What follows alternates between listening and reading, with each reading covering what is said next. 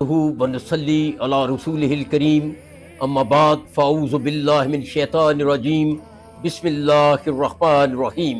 کروڑوں درود و سلام اس ہستی بابرکات کے نام جو وجہ تحلیق کائنات ہے، کروڑوں درود و سلام اہل بیت کے نام جو وجہ بقائے دین کائنات ہے۔ اللہم صلی علی محمد وعلی آل محمد واصحاب محمد وبارک وسلم علیہ۔ معراج القرآن میں اصغر بیگ ایڈوکیٹ کی طرف سے آپ سب کو خوش آمدید۔ آج کا لیکچر ہے کیا واقعی معراج میں اللہ نے ٹائم اور سپیس دونوں کو کنٹرول کر لیا تھا۔ قرآن پاک کی سورہ بنی اسرائیل کی آیت نمبر 1 میں ارشاد باری تعالیٰ ہے، سبحان الذی اسریٰ بعبدہ لیلا من المسجد الحرام الی المسجد الاقصی الذی بارکنا حولہ لنرجعہ من آیاتنا انہ هو السمیع البصیر۔ پاک ہے وہ ذات جو لے گئی اپنے بندے کو ایک رات مسجد الحرام سے مسجد اقصی تک، جس کے گرد ہم نے برکات رکھی ہوئی ہے تاکہ اسے اپنی نشانیوں میں سے نشانیاں دکھائیں، یقیناً وہ سنتا اور دیکھتا ہے۔ اگر سورہ بنی اسرائیل کی آیت نمبر 1 پر غور کیا جائے تو یہ بات کھل کر سامنے آ جاتی ہے کہ اللہ ہی کی پاک ذات ہے جو اپنے محبوب نبی حضرت محمد صلی اللہ علیہ وآلہ وسلم کو ایک رات مسجد الحرام سے مسجد الاقصی لے گئی۔ جیسے سبحان الذی، پاک ہے وہ ذات، پاک ذات کس کی؟ اللہ کی۔ کون لے گیا؟ اللہ۔ کس کو لے گیا؟ اپنے بندے کو۔ بندہ کون؟ حضرت محمد صلی اللہ علیہ وآلہ وسلم۔ کہاں سے؟ مسجد الحرام سے۔ کہاں؟ مسجد اقصی تک۔ کب؟ ایک رات۔ سورہ بنی اسرائیل کی آیت نمبر 1 میں نہ تو براق کا ذکر ہے اور نہ ہی جبرائیل کا۔ تو سورہ بنی اسرائیل کی آیت نمبر 1 سے عیاں ہے کہ اللہ خود ہی اپنے محبوب نبی حضرت محمد صلی اللہ علیہ وآلہ وسلم کو ایک رات مسجد الحرام سے مسجد اقصی لے گیا۔ بحیثیت مسلمان ہمارا یہ کامل ایمان ہے کہ جو کچھ قرآن میں ہے وہ برحق ہے، اور جو کچھ ہمارے محبوب نبی حضرت محمد صلی اللہ علیہ وآلہ وسلم نے فرمایا وہ بھی برحق ہے، کیونکہ ہمارے محبوب نبی حضرت محمد صلی اللہ علیہ وآلہ وسلم اپنی مرضی سے کوئی بات نہیں کرتے، وہ تو وہی بات کرتے ہیں جو ان پر وحی کی جاتی ہے۔ سورہ نجم کی آیت نمبر 3 اور 4 میں ارشاد باری تعالیٰ ہے، وما ینطق عن الہوی ان ہو الا وحی یوحی۔ وہ تو اپنی مرضی سے کوئی بات ہی نہیں کرتے، وہ تو وہی بات کرتے ہیں جو ان پر وحی کی جاتی ہے۔ معراج النبی کا ذکر صحیح بخاری حدیث نمبر 349، 3837، 3888، 4716، 4856، 4857، 4858 اور صحیح بخاری اور صحیح مسلم کی حدیث 411، 415، 416، 431، 432 تا 437، 439، 441 تا 444 میں کیا گیا ہے۔ صحیح بخاری کی حدیث نمبر 3887 اور صحیح مسلم کی حدیث نمبر 411 میں براق کا ذکر کیا گیا ہے، جن کے مطابق براق گدھے سے بڑا اور گھوڑے سے چھوٹا تھا۔ اس کا قدم منتہائے نظر پر پڑتا تھا، جس پر مجھے سوار کیا گیا حتیٰ کہ بیت المقدس آیا، پھر مجھے جبرائیل لے کر آسمان کی طرف بلند ہوئے۔ ویسے بھی براق جمع ہے برق کی، اور برق کی رفتار 1,86,000 مائل پر سیکنڈ ہوتی ہے، اور عربی میں جمع کا صیغہ 3 ہوتا ہے۔ اگر 1,86,000 کو 3 سے ملٹیپلائی کیا جائے تو برق کی رفتار 5,58,000 مائل پر سیکنڈ بنتی ہے۔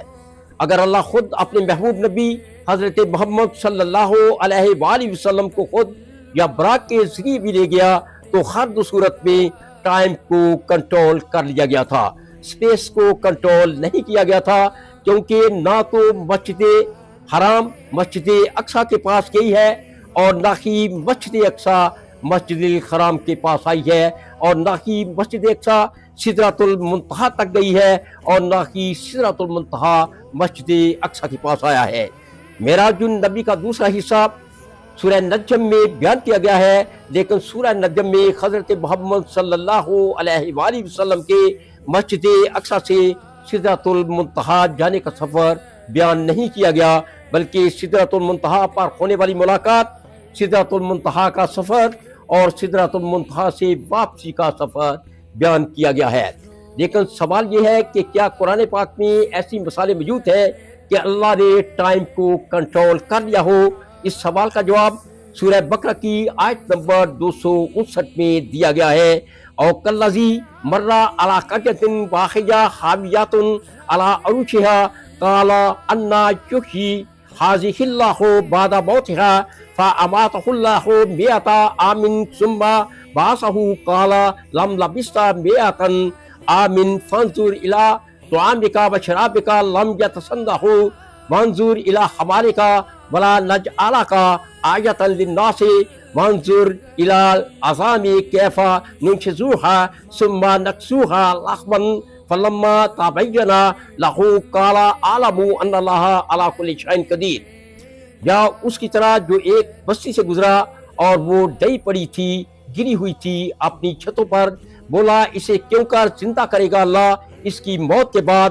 تو اللہ نے اسے مردہ رکھا 100 برس، پھر زندہ کر دیا۔ فرمایا تو یہاں کتنی دیر ٹھہرا؟ عرض کی دن بھر ٹھہرا ہوں یا دن کا کچھ حصہ؟ فرمایا نہیں، تجھے 100 برس گزر گئے۔ بس اپنے کھانے اور پانی کو دیکھ، اب تک بو نہ لایا، اور اپنے گدھے کو دیکھ جس کی ہڈیاں تک سلامت نہ رہیں، اور یہ اس لیے کہ تجھے ہم لوگوں کے لیے نشانی کریں، اور ان ہڈیوں کو دیکھ کس طرح ہم ان کو اٹھان دیتے ہیں پھر انہیں گوشت پہناتے ہیں۔ جب یہ معاملہ اس پر ظاہر ہو گیا، بولا میں خوب جان گیا اللہ سب کچھ کر سکتا ہے، اللہ ہر چیز پر قادر ہے۔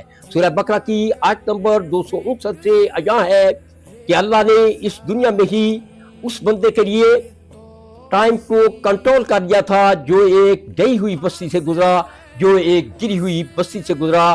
اسی طرح سورہ کاف کی آیات نمبر 9 تا 26 کے مطابق اللہ نے اصحاب کاف کے لیے بھی ٹائم کو کنٹرول کر لیا تھا، کیونکہ ان میں ایک کہنے والا بولا تم جہاں کتنی دیر رہے؟ کچھ بولے 1 دن یا دن سے کم، دوسرے بولے تمہارا رب خوب جانتا ہے جتنا تم ٹھہرے۔ وہ اپنی غار میں 300 برس ٹھہرے 9 اوپر، تم فرماؤ اللہ خوب جانتا ہے جتنا ٹھہرے۔ اللہ نے نہ صرف واقعہ معراج میں سورہ بنی اسرائیل کی آیت نمبر 1، سورہ نجم کی آیات نمبر 1 تا 18 کے مطابق اپنے محبوب نبی حضرت محمد صلی اللہ علیہ وآلہ وسلم کے لیے ٹائم کو کنٹرول کر لیا تھا، بلکہ سورہ بقرہ کی آیت نمبر 259 کے مطابق ڈئی ہوئی بستی سے گزرنے والے شخص کے لیے بھی ٹائم کو کنٹرول کر دیا تھا، اور سورہ کاف کی آیات نمبر 9 تا 26 کے مطابق اصحاب کاف کے لیے بھی ٹائم کو کنٹرول کر لیا تھا۔ اللہ خود اپنے محبوب نبی کو مسجد الحرام سے مسجد اقصیٰ لے گیا، اور مسجد اقصیٰ سے سدرۃ المنتہا لے گیا۔ اس لیے اللہ نے اپنے محبوب نبی حضرت محمد صلی اللہ علیہ وآلہ وسلم کے لیے ٹائم کو کنٹرول کر لیا تھا۔